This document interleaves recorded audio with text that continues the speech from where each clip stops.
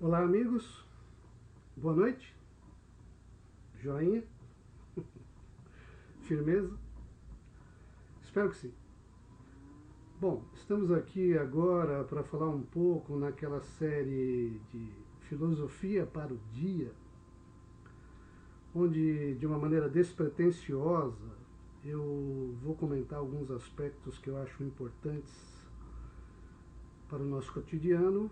Aqui, no caso, a figura de Jesus Cristo como o Jesus histórico, a sua ação na história, o seu legado e práticas, com um cunho de lições e ensinamentos morais e a sua filosofia propriamente dita. Não é bem religião, não se assusta.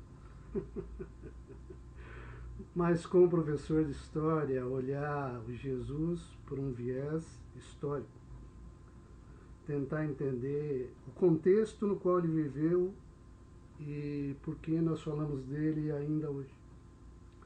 Certo? Legal.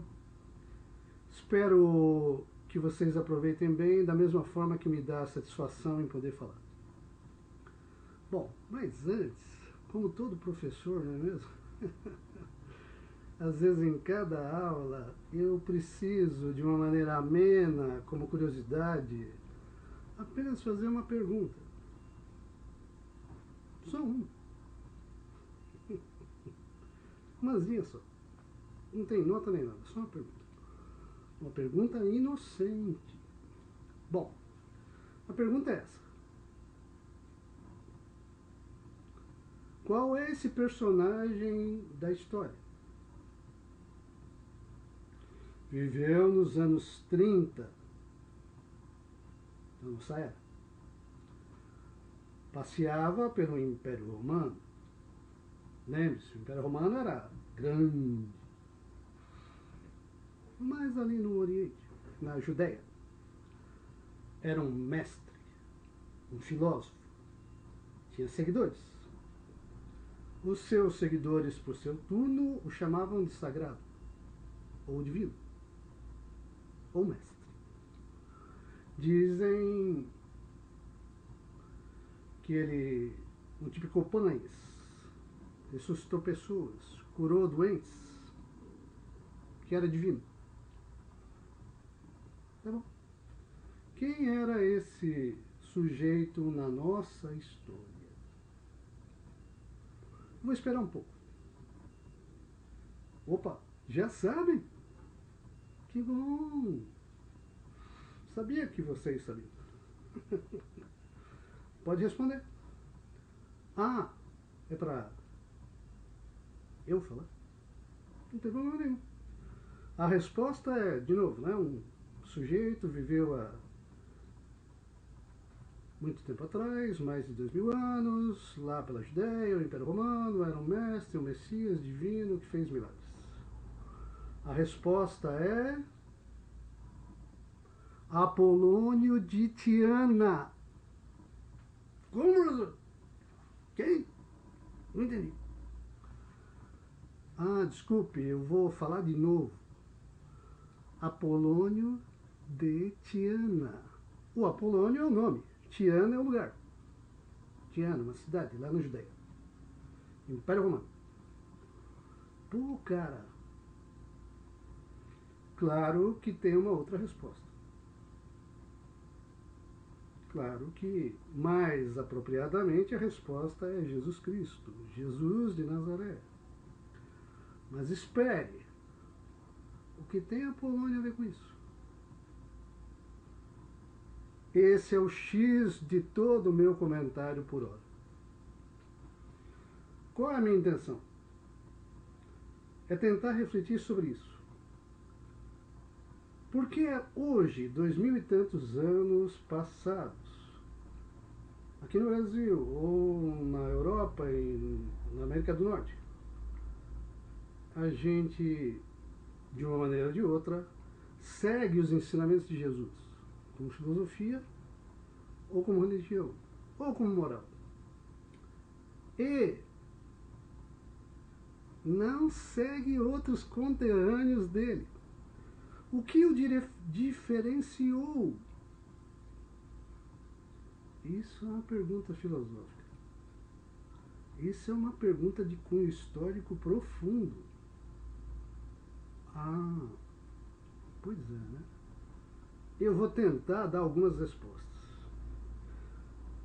Eu tenho que falar algumas coisas antes, mas para já me antecipar, eu vou dizer que uma resposta, por que Jesus ficou e outros ficaram para trás, Jesus permanece como lição e outros não são nem lembrados ou conhecidos, é o Império Romano.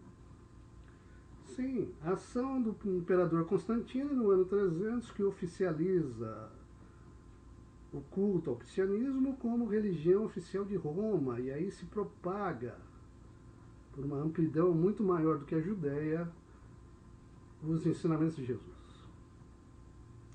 Mas essa é uma parte só da resposta. As outras partes são. Então vejamos. Obviamente que a lição de Jesus, os seus ensinamentos, a sua prática, toda voltada para o bem, com a exaltação do amor, enaltecendo a caridade e o bem conviver, trazendo esperanças para um mundo melhor aqui e além, isso em si trouxe um alento às pessoas.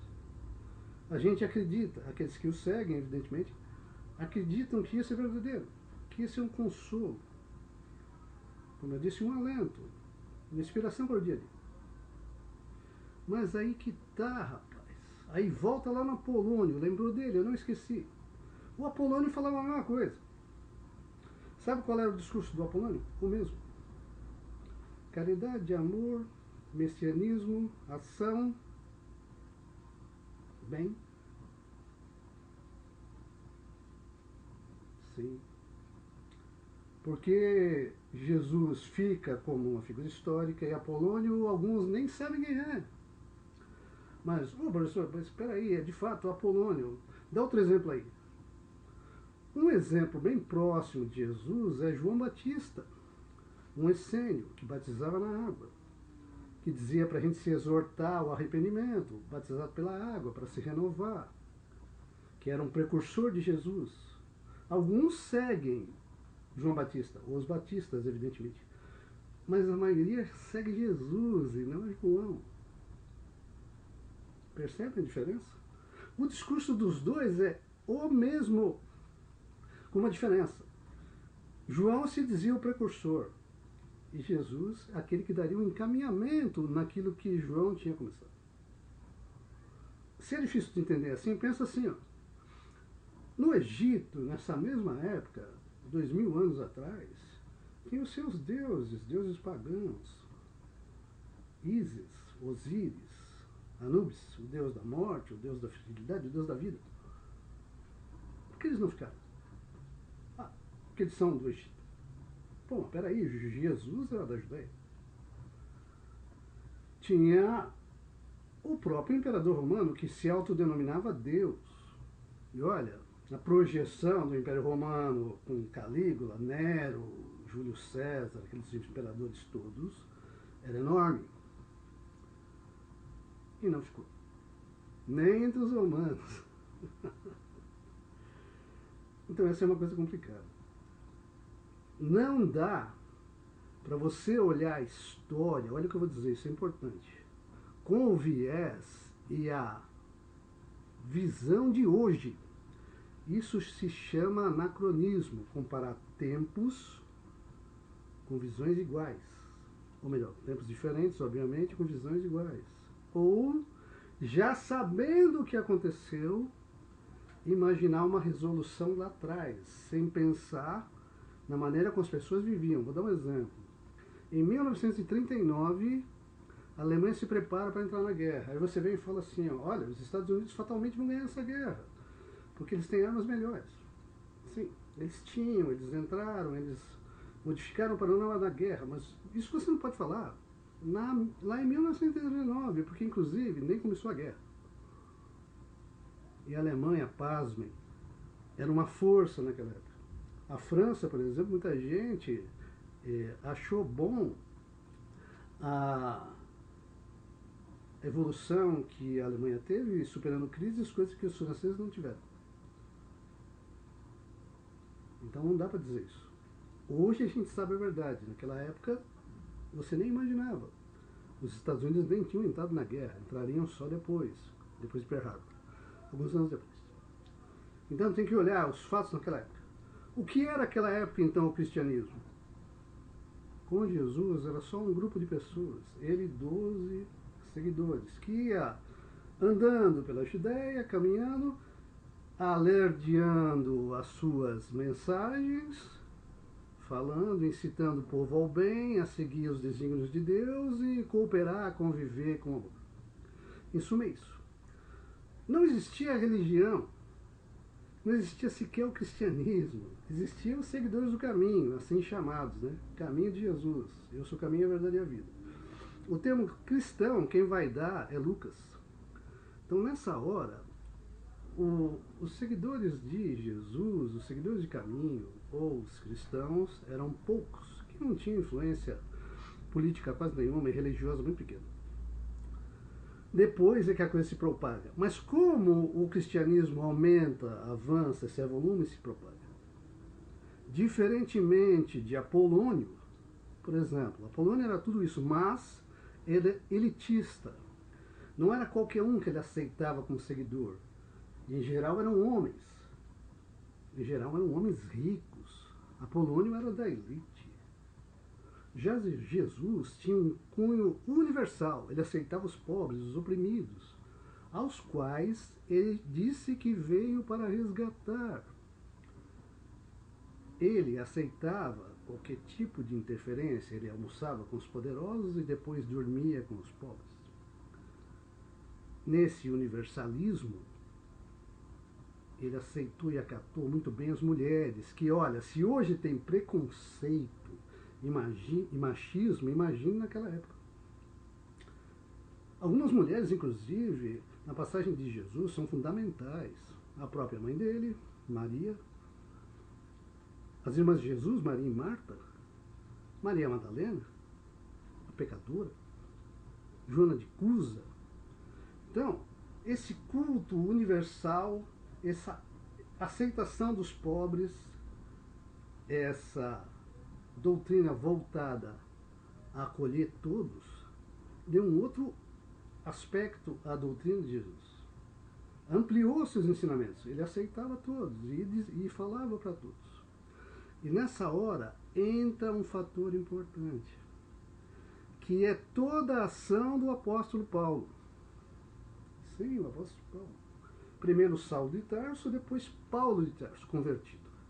Resumidamente, se não fossem as cartas de Paulo, a pregação dele, o caminho que ele traçou para ir aumentar o culto ao cristianismo, não como igreja propriamente dita, mas como um culto, o cristianismo em essência, em base, em fundamento, não existiria com o que nós consideramos hoje. Só um exemplo. Paulo e Tiago, por exemplo, Tiago, dito irmão de Jesus, Tiago achava que Jesus era um profeta na linha de Davi, que devia circunscrever o seu trabalho para os judeus. Enquanto Paulo, a grande sacada dele foi dizer, não, Jesus é divino, ele veio de Deus, ele é universal. A sua teoria tem que rodar o mundo. E foi o que ele fez. Levar Jesus ao mundo. Através das suas cartas, sua peregrinação, suas viagens e suas ações.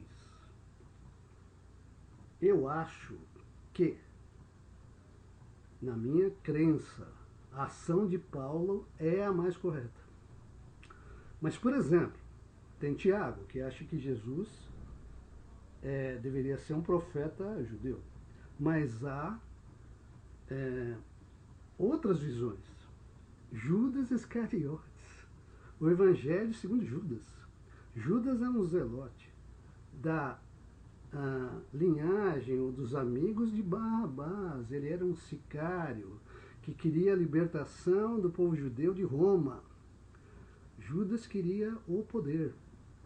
Ele não é propriamente um traidor, ele entrega Jesus pensando que talvez Jesus pudesse assumir o poder e nisso ele ficaria em lugar de destaque. Bom, não vem ao caso comentar isso agora, mas né, para Judas, quando Jesus morre, a missão dele acabou. Porque Jesus era um ser espiritual em si, não precisava da ressurreição. A morte era a ressurreição. Ele ascendeu aos planos superiores, ele cumpriu a sua missão. Essa é uma teoria em Judas e uma parte daquelas pessoas que seguem o seu evangelho, que são muitos, inclusive, os textos chamados apócrifos. Né? Tá. Então é isso. Vejam as discordâncias mesmo dentro do cristianismo. A versão que vai ficar mais fortemente é a versão de Paulo, o Jesus divino, o Jesus universal. Uma frase é capital em Paulo. Se não acreditarmos que Jesus veio de Deus e que houve de fato a ressurreição, toda a nossa fé será vã. Olha, então, você tem que acreditar que Jesus veio num nível superior, irmão a nós, mas veio de Deus. E é que a ressurreição distingue a ação dele, tornando-o especial, para dizer o mínimo. E aí segue um culto de ações cristãs a partir de Paulo, depois com Pedro, Lucas e Marcos e todos aqueles apóstolos que ficaram, João com Maria, mãe de Jesus, nessa linha. Só um exemplo de um olhar histórico, naquela coisa do anacronismo. Algumas pessoas dizem que Jesus não ressuscitou, que talvez o corpo foi roubado, que foi história inventada, que não foi nada daquilo. Aí vem a pergunta, para que iriam inventar uma história dessa lá no passado, sendo que a importância que Jesus teria e seus seguidores nessa época, nessa hora, era quase nenhuma. Porque o Império Romano, inclusive, deu de lado as ações de Jesus. Eles estavam muito mais preocupados com as revoltas dos judeus do que com seus religiosos. Tinham muitas pessoas profetas na Judéia. Por exemplo, Simão Marcos, citado no Atos dos Apóstolos, era outro. Bom, para alguns especialistas, o que confirma a ressurreição? Jesus morre, é crucificado, morre, é enterrado. Os discípulos correm, se escondem. Pedro nega Jesus 3 vezes. Eles estavam desalentados. Pedro falou isso. Jesus, se não formos a ti, a quem iremos? Falou isso antes. Se perderam. O que fez eles voltarem a labutar e saírem a trilhar e pregar o cristianismo? Talvez a ressurreição. Onde eles possam ter dito, olha, o mestre confirmou as palavras dele, ele voltou. Então vamos tornar a nossa trilha, o nosso caminho e vamos seguir. Bom, a minha ideia aqui, para concluir, é o seguinte. Você pode até dizer que não acredita em nada do que eu falei. Eu aceito. Você pode até dizer que Jesus nem existiu. É a invenção da igreja. Sei lá de que igreja você está falando, mas tudo bem. Eu posso até concordar que a Bíblia é uma mistificação, que a religião engana e manipula. Talvez. Mas o que eu acho difícil de não aceitar, pelo menos em consideração, são as lições de Jesus. É como você dizer, eu não acredito que Shakespeare existiu, mas eu acredito no amor de Romeu e Julieta. Eu não acredito na figura de Jesus, está tudo errado, Natal, aquela coisa toda. Não nasceu em Belém, não teve estrela, mas o que você vai dizer do amor, do perdão, da caridade, que eram pregadas por ele? Ao que as pessoas dizem que é a moral cristã. Você pode até dizer que a moral cristã levou pessoas à passividade, a se acomodarem, a ficarem inertes, ou, por outro lado, conduziu à guerra, à inquisição e tal. Tá. pode até ser. Não sei se foi Cristo ou se foram as pessoas mal intencionadas usando Cristo. Mas o que você não pode negar é que, para a instituição religiosa de cada um, como filosofia, como ideia, como conceito, se essas palavras que eu usei, amor, caridade, renovação, transformação, crença, esperança, fizeram bem a alguém, então não pode ser condenado. Não pode sequer ser julgado. Porque uma pessoa fala, algo me fez bem, você vem e diz, não, não fez. Pô, mas isso é uma contradição em termos. Então a religião tem valor nessa hora. A religião é como a filosofia, traz conhecimento. Se é um bom conhecimento, não sei. A filosofia também. A religião é como uma escola. Ela congrega pessoas, ela une interesses, ela associa seres, ela une pessoas. Se ela é boa ou não, aí é um outro detalhe. Porque, aliás, outras pessoas igualmente como Jesus, profetas, mestres ou filósofos, falaram coisas semelhantes. Conhece-te a ti mesmo. O conhecimento está em você. O divino habita em vós. Quem falou isso? Sócrates, Buda, Confúcio, Gandhi, Madre Teresa de Calcutá, Manduço da Bahia. Poderia citar vários aqui. Porque isso é uma essência humana, é uma coisa quase lógica, é intuitiva, é emocional, mas é lógico. São verdades. Se não são verdades absolutas, são pequenas verdades, são porções da verdade. Então esse é meu intuito. Resumindo, Jesus fica pela relevância das suas lições, pela esperança que as suas palavras trouxeram, mas pela amplitude que tomou essas mesmas palavras enquanto culto. Primeiro com Paulo, depois, esqueci de dizer, claro, evidentemente, o Império Romano, que sacraliza a religião cristã como catolicismo, né? Igreja, aí sim, com paramentos, com todo um ritual, igreja católica, de culto universal, católica, apostólica, ligada aos apóstolos e com base em Roma, romana. E a estrutura, veja bem, da Igreja Católica, aí sim, aí igreja com todos os seus paramentos, acompanha a estrutura do Império Romano, por isso que deu certo, uma estrutura jurídica.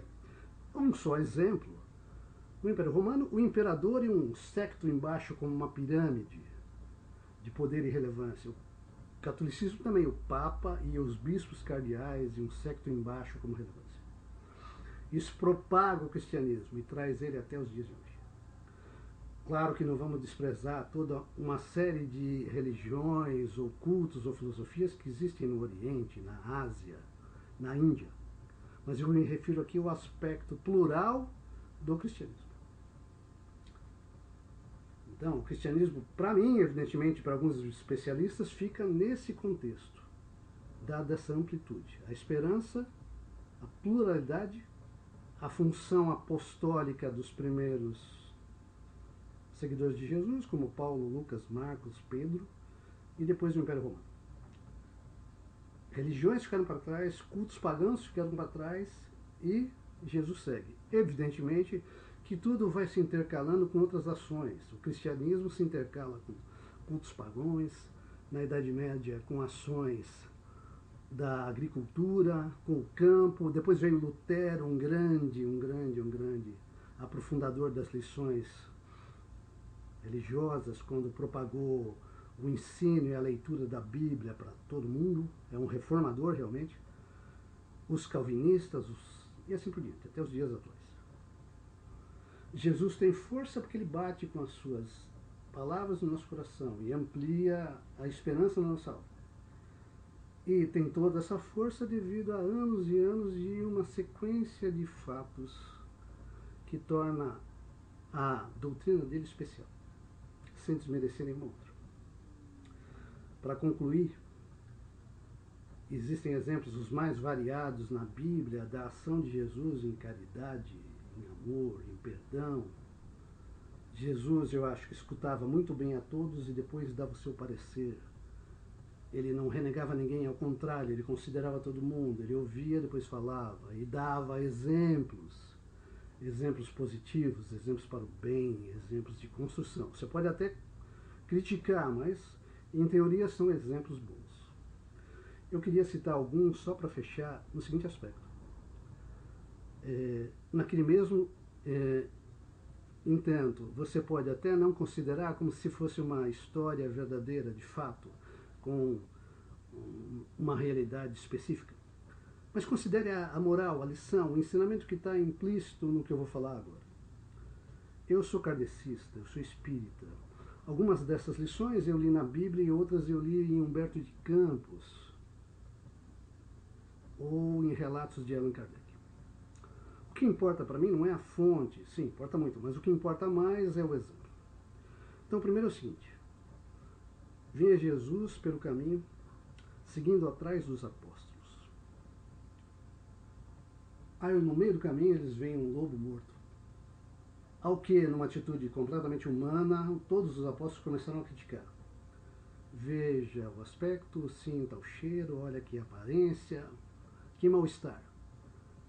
Ao que, no final, Jesus fala o seguinte: olhai os dentes, parecem pérolas. Não criticou ninguém, não disse nada, só alentou a observação de um aspecto diferente. Sempre há algo bom, por pior que seja a situação. A segunda, todo mundo sabe a proverbial passagem de perdoar até 7 vezes. Talvez alguns não saibam no que ela está implícita. Os judeus não perdoavam ninguém, só Deus perdoava. Tanto é que tinha aquela lei de Moisés, olho por olho, dente por dente. Errou, pagou. Pedro, querendo mostrar indulgência e uma certa autoridade, disse: mestre, devo perdoar 7 vezes? Ao que Jesus responde: não digo 7, mas 70 vezes 7. Um perdão quase restrito. Claro, não é esquecer o mal, não é deixar de lado o que aconteceu, mas pensar por um outro lado, que a pessoa merece uma segunda chance. Todos nós, aliás. Várias vezes. Bom. E nesse aspecto do perdão, há a questão o atirar a primeira pedra. Todo mundo sabe, né? Atira a primeira queda quem está sem pecado. O que talvez alguns não saibam, ou não tenham atentado, é que os judeus nessa hora queriam tentar Jesus. Vamos pegar esse cara. Desculpa a linguagem. Se ele disser, perdoa, ele não cumpre a lei de Moisés, que manda apedrejar. Ela era uma adúltera. Será que era? Ou será que pegaram uma lá só para dizer que era? Se ele disser, apedreja, cadê o amor dele? Ah, não tem como Jesus sair dessa. Todo mundo sabe o final. Novamente, sem condenar ninguém, ele fala: atira a primeira pedra quem se achar bom o suficiente. Todo mundo foi embora. Quem ia se expor daquela maneira? Olha, eu sou bom o suficiente, sendo que agiu errado a vida inteira. E uma parte que as pessoas não lembram dessa passagem é a seguinte: ele se levanta e fala para a moça: moça, onde estão aqueles que te acusavam? Alguém te condenou? Ela diz: não, mestre. Aí ele fala: eu também não te condeno, mas vai e de futuro não peques mais. Para concluir, vinha Jesus novamente com os discípulos, agora ele na frente, e encontra uma carroça no meio de um lamaçal presa. E o que parecia ser um religioso ajoelhado do lado do caminho, pedindo à divindade que o ajudasse a sair daquele atoleiro. Jesus passa e não diz nada. Mais à frente, uma outra carroça está atolada quase na mesma circunstância. Só que o carroceiro, uma pessoa meio bruta, xingando, né, reclamando, mas colocando calços na roda da carroça, fazendo buracos para tentar tirar a roda do lamaceiro e empurrando a carroça. Aí Jesus fala, esse nós vamos ajudar. Fui lá, todo mundo empurrou, a carroça saiu do atoleiro, o cara subiu, foi embora, nem falou obrigado, nem nada. Tchau. Aí os discípulos, talvez Pedro, né, falam assim, mas mestre, o primeiro era um religioso, a gente não ajudou. O segundo era um blasfemo, a gente ajudou. Aí Jesus falou assim, a vida, e muitas vezes é isso. O primeiro não queria ajuda, ele queria, ou melhor, não queria sair dali, ele queria uma ajuda total, não queria que Deus e os anjos viessem e tirassem ele dali. O segundo queria sair. Então é isso. Deus ajuda mais a quem mais se ajuda. E por fim, Eurípides Barçanufo, que é um grande nome do espiritismo, foi um doutor, foi um médico, um psicógrafo, que dizem, eu acredito, mas tudo bem se você não acreditar, não há problema, que como Santo Antônio que tirou o pai da forca longe, né, ele aqui, o espírito foi lá e tirou o pai da forca, Eurípides Barçanufo fazia isso, se desdobrava. Né? Se você não acredita nisso, vamos pensar que ele sonhou. Então, uma bela noite, sonha Eurípides Barçanufo. Sonha com o quê? Que ele vai no céu. Caramba, hein? E chega na porta do céu, quem ele vê ao longe, assim, só uma luz. É Jesus, ele cai de joelho. Assim como Saulo, né? Assim como o apóstolo Paulo, cai de joelhos. Não consegue se levantar. Num esforço assim, ele vê Jesus, e qual não é o choque para ele de ver Jesus chorando? Num esforço tremendo, ele levanta e pergunta, mestre, por que choras? Por aqueles que não te conhecem? Aí ele responde assim, Jesus, não, aqueles que não me conhecem ou são pecadores, às vezes são pessoas que precisam da nossa ajuda. Aliás, por elas eu fui à terra, para chamar os pecadores ao arrependimento. Essas merecem a nossa compaixão. Eu choro por aqueles que me conhecem, mas não me praticam. Aí nessa hora, Eurípides Barçanufo volta direto para a terra e nunca mais teve um só segundo de pestanejar em seguir a Jesus. Então fica isso. Jesus, um homem histórico, sim, ele viveu. Os evangelhos são prova. São relatos escritos, como eles foram escritos, porque se são verdadeiros ou não na sua essência, isso é papo para muitas e muitas outras circunstâncias e minutos. Mas ele existiu, está lá. Há um registro dele, como Shakespeare também, tá? Como Sócrates. O que vale para mim é tentar entender por que a doutrina de Jesus, com suas ideias, em alguns momentos semelhantes às outros religiosos da época, ou mestres ou filósofos, passa e outros ficam para trás. Então a essência dele, a ação dos seus apóstolos, o Império Romano, a universalidade do seu. Mas o que fica mais são as lições morais, os ensinamentos, as páginas da sua história, que trazem um legado e um alento para a vida. Eu gosto de pensar que o mundo é muito mais do que a Terra. Ou melhor, o universo é muito mais do que a Terra. Que há moradas diferentes na casa do Pai. Que a vida tem que ter um sentido maior do que apenas uma existência. Mas isso sou eu. Isso é o meu coração. Eu não preciso de prova nenhuma sobre isso. Porque sou eu que acredito nisso. No contrário, eu acredito primeiro. A prova vem depois. A prova é detalhe. Porque se eu não acreditar, não tem prova nenhuma que me faz mudar de ideia. Mas eu quero falar aqui na condição de professor, não necessariamente religioso, mas política e religião está em todo tipo de papo, de uma maneira ou de outra, porque é uma ação social, uma ou outra, são ações em sociedade. Mas aqui está o amigo, falando como um amigo, como se fosse uma conversa. Alguém que me perguntasse qual a sua opinião sobre Jesus, por que ele ficou? É essa. Eu agradeço enormemente quem ouviu, quem quiser dar um retorno, eu fico mais enormemente grato ainda. Se fui útil, essa é a minha satisfação. Que isso possa ter trazido reflexão. Que em 2017 vocês possam ter o que há de melhor, com realizações positivas e uma vida cheia de surpresas. Por que não? Por que não pensar que em pelo menos algumas partes a gente possa fazer o que nos dá prazer, satisfação, fazer por nós. Mas não esquecer que também devemos conviver a um contrato social nas nossas ações, ao próximo, que está do nosso lado. Paz com Cristo, amor com Deus. Eu não posso desejar coisa melhor ou mais significativa. Valeu, obrigadão.